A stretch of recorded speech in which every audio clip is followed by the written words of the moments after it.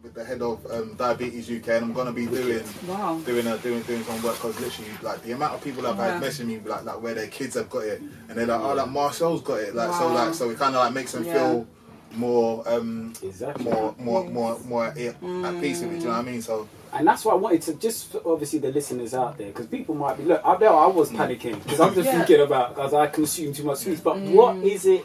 What are the signs that you thought something's wrong here? Do you know what? Like, so basically, the signs, like, you'll be very Keep irritable. it clean though. Oh, yeah, okay. obviously. You'll be very, you'll be very irritable. So literally, I feel for this woman. Marcel, I've never seen you in a bad mood. No, this is what I'm saying. This is what I'm saying. So me being a bit miserable, like, I feel like she was like, he's changing. He used to be like this. But then, literally, like the moment I started getting the insulin and all that kind of stuff, I was back to normal. But what got you to that stage where you had to go to the doctor's thing now? So basically, like, you get mad irritable, like you start drinking a lot, you you're thirsty all the time, you start going to the toilet more because you're drinking more water. Wow. Hold on. Like you're panicking. No, so I'm not even okay, carry on. But turn off my headphones. But when I say thirsty, I mean like it's like a liter bottle of like water I'd be getting through, and then I'd be like, yo, I want another bottle. I need to get another bottle because you're thirsty all the time. Wow. And then it wasn't until we were shooting the video for Sheldon, and I was looking at myself and I was like, I've lost bare weight in it. Like I was like, that don't even look like me. And then like after that, I called the doctor and was like, I'm losing weight. I'm going to the toilet all the time. I'm thirsty all the time. He was like, oh, we're gonna do some blood tests for you. Done the blood test, and then literally it was the day after I'd done the blood test, I just had a DKA, which is basically like a diabetic ketoacidosis. So it's basically the attack you get when you got diabetes. It's just when my blood sugar was off the roof, and like when that happens, you develop ketones, and they basically make your blood turn acidic. So literally, like I was going through, like if it weren't for Bex called we called 111 in the morning. They thought I had acid reflux. So then, like they kind of told me to have some Gaviscon. So I was like, oh, I had some Gaviscon. Had the Gaviscon started throwing up again. So then Bex called again. The ambulance came. They looked at me like within 1 minute of seeing me, they were like, you got diabetes. Took me to the hospital, and literally like I was in the worst state, bro. It was mad. It was literally mad. So like I woke up, must have been like, I think I woke up because like it was basically like a scene from ER. You know when they're like they're in the films, like the light, you're seeing bare flashing lights, you're seeing ambulance people rushing around you and all that kind of stuff. That happened, and then what happened? And then literally like literally I knocked out. Then I woke up and I think I called Bex. I called my mum, and like I was just like, yo, like this is mad. Then 2 days later, the doctor that was looking after me the first time round was basically like, you look so much different to when you first came in. When you first came in, you was in the worst state you could possibly be. Like it was literally this close from hitting a coma. So I was like, that's deep, you know. Wow. Mad. It's like we don't care about our health enough. Like I don't think about things like that. I'll eat whatever I want. I'll drink whatever I want. But until you get into a life and death situation like that, that's when you think, wow, maybe I should actually think about what's going in. But but the thing about it is like all the stuff that they told you to eat as a diabetic, like that's the stuff that I was eating beforehand anyway. Okay. So it's like obviously like I did have a sweet tooth, so I was eating a few more sweets than the average person. But like food wise, like the vegetables, rice, all that kind of stuff, and doing it in a balanced way. That's what they told you to do. But it's literally my body was just like, you know what, I'm gonna stop creating insulin for you now. So you're gonna have to like work a way around it, innit? So like once that decreased down, the sugar that I was eating and the carbs and all that stuff wouldn't be going anywhere. They'd be sitting in my body. Yeah. So yeah, man. Oh my gosh! So you've just had an eventful few months. So you're gonna take some time off, though. Like you got a holiday. Hey, listen. Do you know what? Like since 2017, what's happened, man? Since 2017, I've literally my life's been a roller coaster.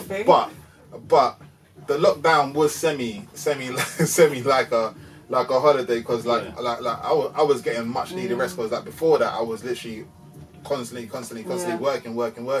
So then when the lockdown happened, it kind of like made me like calm down a bit. But at the same time, I think having like the DJ work and all that kind of stuff that I would be doing kind of like gave me like a little bit of stress in it because I weren't doing the jobs that I was looking that I thought I'd be doing in it. Speaking of lockdown, I think I saw a video of you two actually. She was cutting your hair, so she was shaving your hair. Yo, when I tell you, all the time. When I tell you, I can't lie, I was laughing. I was belling the first time because I was thinking, one, if she slips up, she's gonna have to deal with the headache afterwards. Yeah. And second, like when you actually did pretty well. Like she actually did really, really well. Respect I'll be honest with you, as I said before. I thought, okay, he's doing a YouTube channel. Brave. This guy's in love. But I thought, okay, it's going to be... When you're trimming his hair, I thought, okay, you know what? I was that close to say, Marcel. What are you doing? Marcel, you lost your mind. Because you love your barbers, bro. Listen. I will tell you now, yeah? She did good. I haven't been back to the barbers. Wow. She's been doing my trim. What? Oh, like since then... Obviously, like my barbers are my friends in it. Like, so they're like, yeah, man. It's like even if you don't come and get a trim, like just come in and chill. Yeah. But like literally, like there'll be times when I've got to go and do like a screen test or I've got to go and do a photo shoot or whatever it is, and I'll be like, yo, Bex, can you just like line me up a little bit? And she will literally do it, and I'm calm. I literally walk out of the house calm because the fade is all right. Do you know what I mean? The fade just is for nice. Filming, just for lockdown. Can you skin fade? No way. I'll shave my head. There is no point. I'm not gonna lie. I'm not gonna force it. No way. Literally, like no way. She's a girl of many talents, isn't it? Like, so it's like I feel blessed. I wanted to talk about men's mental health. Now, look, I know there's an agenda that's being pushed, but I personally feel, honestly, that obviously male suicide is not actually going down. It's actually rising and rising. Crazy. And I just don't believe that it's being taken seriously enough. Like, I think that, and it's not to say that there's other problems in the world, because there is. We've got so many issues going on in the world. You know what I mean? The female empowerment, the way women are being treated, the pay, the gender gap, the race relations. Listen, we can go on and on. So everybody has a fight, but I feel we've got to take this seriously, and I don't think it's being taken seriously enough, because men are consistently, the suicide rates are going up. And I wanted to talk about the pressures of men, and it's a good thing that we've got Marcel in here, because you're a guy that has lived his life. Dealt with the pressures. So tell me about the pressures before 2017, and then how the pressures for you is different. Because people will be like, Marcel, you got a beautiful fiance, you got a kid on the way, you're famous, what's wrong with you? Like what have you got to be upset about? But that's why it's good that you're on the show, so you can kind of let us know. You don't have to go too deep, but what of course will face. Of course, like, do you know, the thing about it is, I feel like everyone, like, no matter how rich or how successful or however happy you are, like you are at the time, there's always been things prior to you reaching those points that can make you feel like, yo, what am I doing? Like I don't really know what's going on. It's like I got signed when I was 14 years old. Like, amazing story. Like, Blazing Squad doing our thing, and then you lose your record or you get dropped. What do? You've not done anything since school. Like, you're like, wow, what am I supposed to do now? Like for me, it was a situation where like I spent like about, I think after the squad, I spent a year when I was literally like not sure what I was doing. I was literally sat in my dressing gown, playing FIFA, doing anything, like, do you know what I mean? And then I was like, you know what, Marsh, you got a brave, you got a mortgage, you got to go and get a job. Go get a job. Yeah. The pressures of being in the Blazing Squad and walking into an office where there's probably people that used to be your fans, or people that are thinking, oh, that's the guy from the Blazing Squad. Oh, like flipping, like ribbing himself. Oh, like why is he working here? All of those things are going through your head, innit? Do you know what I mean? So did you fake? Because obviously we worked at the same place. Yeah. When I first met you, I thought, I didn't reckon, because I didn't listen to Blazing Squad. I was a little bit older, but I thought someone told me. I was like, no, I just remember you with Cane Roll. The so days, this was So when I saw you, I didn't really do. How was it there working there? Because what you're saying is quite enlightening. Because I came when he was there for years. I'd been there, like, so basically like I got the job there, and I was doing like a like me and one of the boys from the squad were doing like a kind of like promotion company, innit? And we was doing our own promotions at the time. Yeah. And then we was doing this big promotion, and then it fell through. And like I was literally thinking, so I was only gonna be there for like about six months while I was doing this thing. 6 months turned into 10 years, mad. Yeah. But obviously, like what it was, like once I'd got in there, I'd kind of worked my way up through the different teams and got myself into like a decent price, a decent role where I'm getting like decent money. Yeah. And I was like, do you know what? Like, I'm good at what I do here, innit? Like, so like I'm calm in it. But aside from that, I was still doing the music, still trying to push it. And then like in my 10th year, like the company's merging with another company, and then I'm getting made redundant. I'm thinking to myself, all right, cool.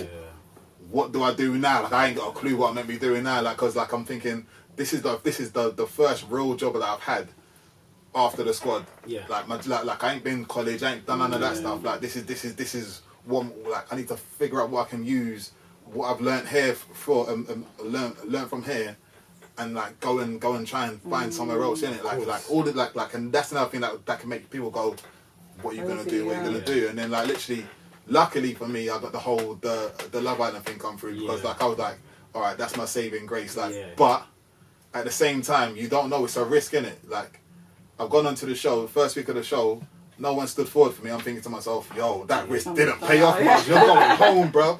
All your brethren are laughing at you, like more stress in it. Like, but I made it through, got through that. Exactly. Like, and then obviously, like, whatever happened with that happened. Then I've obviously got to deal with the backlash from the press and the trolls and all of that kind of stuff. Is it quite lonely though? Like, is it? Do you know what? Like, lucky, I can't even lie. Like the circle of friends that I've had, like, because there's a lot of people that will meet people from being in that celebrity circle and be hanging around with them the whole time, forget about their old brethren and all that kind of stuff, and you can get lost in it. You can get lost in your own source in it. Like, but literally, I kept all of my longest friends. They were the only ones I'd roll with. If I'm doing a PA, I'm not bringing no one new. I don't know, like I don't need you around me, innit? Like, you're just gonna be sucking off me, innit? Yeah. So it's like I've brought my cousins, my best friends for the longest time. They're the people that are around me. So when it all started, when all the stories were coming out and all that kind of stuff, those are the people that were like, Mars, like, where are you? I'm coming to the yard, innit? Like, of course. You know what I mean? I got like they were just chilling with me, coaching me, innit? Like, so that kind of helped me balance out. Obviously, you're feeling like, you're feeling mad pressure because, like, the press are coming at you. Like, there's a story every day. Like, your Instagram's gone mental because all you're doing is getting people saying, I hate you and this, that, the other. It's like, you don't know me, innit? You don't know that. You don't know what's going on. But it's good to see and speak to you about this. That's why I've asked you this, because now people can kind of see, okay, this is a normal person here. Because the thing of it as well is, like, it's like I've gone through that situation, but then my friend Mike's gone through that. Like he was going through the same kind of stuff, like relationships in the papers, people dropping stories, like all kinds of stuff, and like he's not like obviously there's more to it, but things can go a total different way once you've got that the light on you and the pressure on you as well. When like it can end in a kind of like sad way, you know, in a tragic way. Like there's actually a tune that that's on the one of the new tunes from Squad Ties. It's actually called Reactive, and it's just basically about that kind of thing. Because like even with the Caroline Flack thing and all that kind of stuff, there's pressures that you don't. People will do stuff to you and attack your like personality and all that kind of stuff, but they don't realise. But they should realise, because everyone's human, innit? But they don't realise that the more you push someone, the more likely they are to kind of like break under certain pressure in it. But yeah, man, it's one of those things where there's so many moments in your life that can like trigger things, like stress and that kind of stuff can trigger things. It's like the diabetes probably got triggered by stress.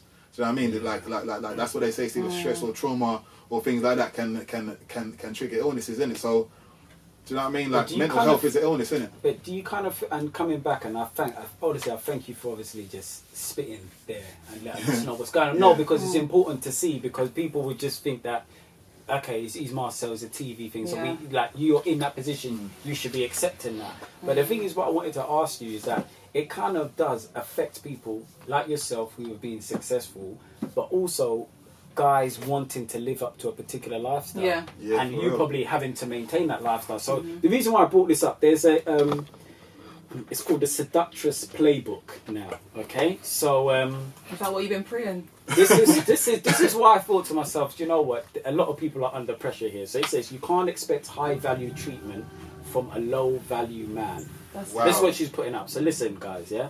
Guys, if you are there with your girl and things ain't going too well at home, just tell her to step out of the room because she might use this as ammunition. I'm just giving you the heads up. Now, so the value of a man is not determined by his bank balance, although they are usually linked.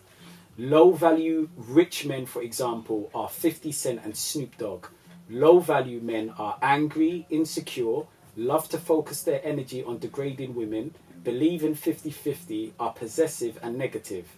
High value men are respectful, genuinely generous, protective, masculine, providers, positive, hardworking and secure. Don't waste your energy, youth and life on a man with potential. Don't be ashamed to go for someone with the full package. Life is too short to build a man. Do you want me to be honest with you? A lot of females I know have given me that advice.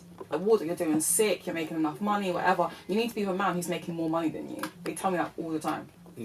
And the reason I wanted to point that out, a lot of guys will probably tell their daughter that. There's a lot of guys that might get offended, but then if it's your little sister or your daughter, you might be more saying to put. Right? And I just wanted to put out the fact that with men, I feel that you can't, like you, Marcel, I've got a good unit. And I think we were talking with the boys the other day and I realised a lot of people, I used to be, remember we were talking about mental health and softness.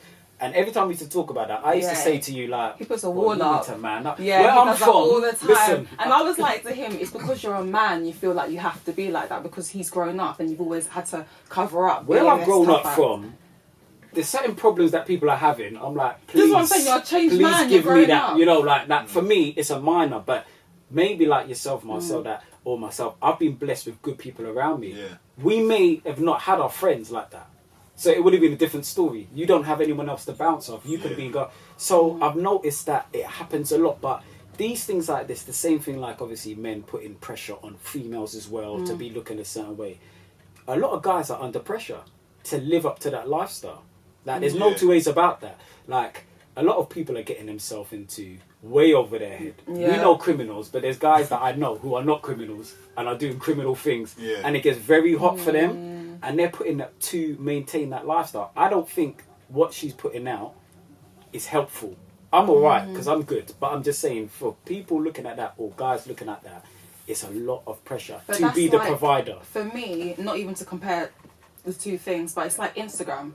Yeah. It's like a lot of women obviously showcase a certain lifestyle and they might not have that account balance to showcase it, you know what I'm saying? And that's precious because you're thinking, right, they've seen me wearing this and they've seen me wearing this, but really and truly, like, I can't even afford to buy food. And I know a lot of people that have been in that situation, like firsthand. And when I started to figure that out, I was like, right, like that's mad. Like you've always got to post pictures, you've always got to do this, you've got to do that, but I know behind closed doors you're struggling. That's it. Do you know what I mean? So this is why I don't look at Instagram and stuff like that. I don't, there's no point. But do you know what? We were saying about the Instagram situation. Crazy.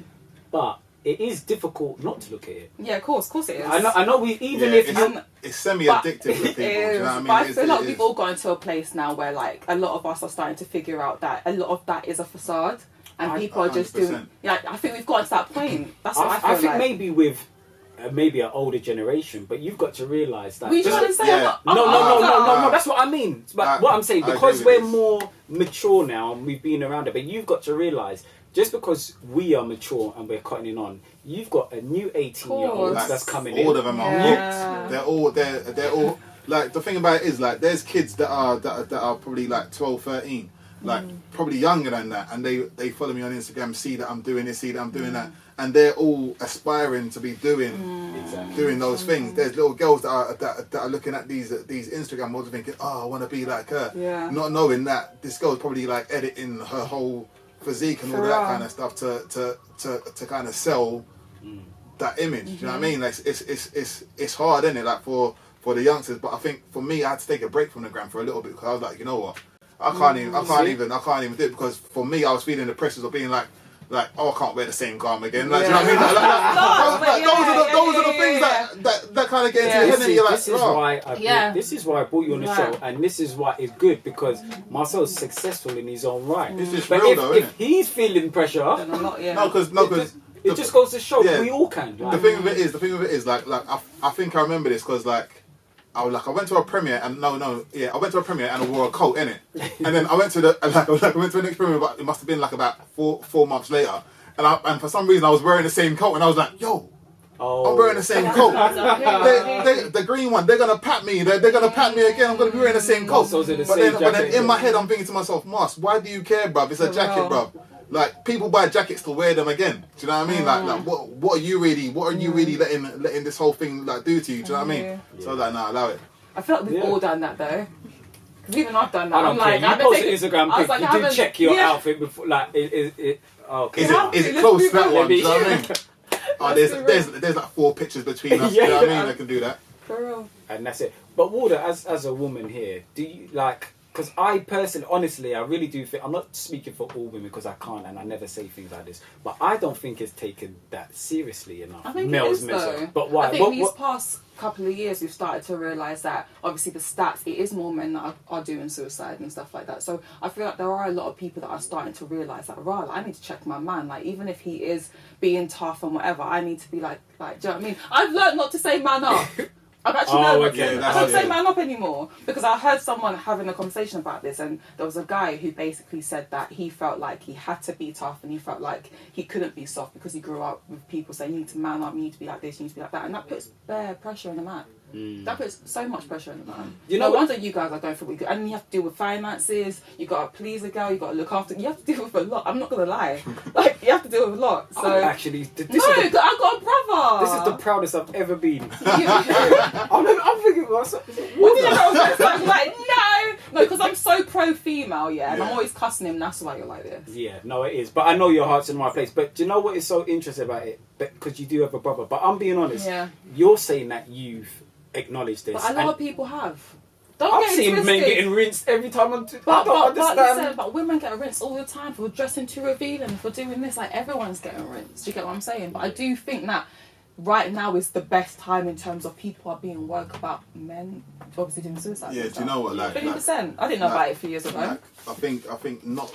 Was it last year? No, it was either last year or the year before. Like, there was a lot of campaigns that were trying to get the message out there, innit? Like, because I was involved in a few of them. I've done a big one for Cosmopolitan, where we was just talking about it, just to try and like encourage people to like call certain lines and talk to people, because there's bare men who will be like if they're talking to their friend, they don't want to look like, oh, like I'm not doing well, or I'm not doing good, because they don't want to seem like they're not adequate or whatever it is. You know what I mean? There's pressure on people and for guys, I think, like, obviously, like being masculine is one thing, but it's like feeling like you need to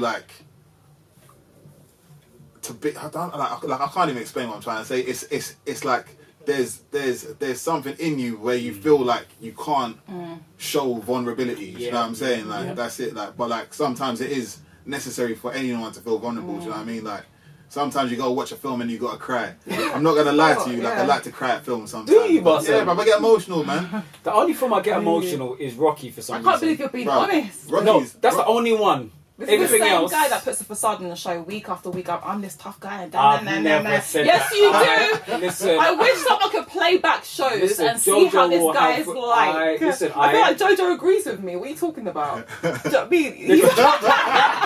Exactly. No, I never. But I am proud of you as well for getting to this stage. For being honest. Okay. For being honest. No, listen. No, but I've already said I cry at Rocky. I'm not talking about crying. I'm talking about a lot of testosterone there. But no, but the thing is, with them, I think with my upbringing it's different. I think Marcel's might be a bit different, especially with your brother. I had a lot of strong females. So I had my 2 older sisters and my mum, who was a single mum. So I've always seen women go and getting it. Yeah. Now, I've always made sure, and I haven't felt insecure in a relationship, because my mum has kind of, which is a good thing or bad thing, was like, you can never be a bum. So in my mind, I knew I'm going to get my flat, I'm going to mortgage my flat. No one's kicking me out. So by the time I'm in a serious relationship, I'm not really panicking about, can I provide, because you're coming with me, do you understand? So I'm lucky. But there's people that maybe that are not in that position, and it's a dark place to be. When you hit over 30 or so, people are looking at, oh, you're over 30, the questions are going to start coming. They are. Like, and that's what guys go through. Do you drive? That's Do you what have your own annoys, place? It annoys me when But like, women like to be taken care of. It annoys me also when girls do say like, I always cuss like people for saying this. I was like, yeah, I'll only go for a guy if he can drive, but they can't drive. Yeah. I'll only go for a guy if he's got a job. Do you have a job though? Like there's too much double standards. There's way too much. I think there is double standards, but there's Big nothing. time. But to be honest with you, there is nothing wrong with having your aspirations. Do you know what I mean? Like, there's nothing wrong. Like, I can't knock someone for saying, you know, that's what I like. But you're saying that you like this when you're not doing that yourself. Do you know what I mean? There's a lot of women doing sick right now, so they can say, do you know what, I want a guy on my level. But there's some women that they ain't on that level to be like saying, oh my gosh, he needs to be like this, he needs to be like that. But this this article that I just read to you, this is what I'm saying, how dangerous it is, because you're gonna get people reading this thinking, that's how I need to be. That's the standard, and you miss out on Mr. Nice Guy because you saw that, and you end up with Mr. That's it. And then you're coming on Instagram posting your posts because you made the same foolish mistake. It just seems to be a vicious cycle.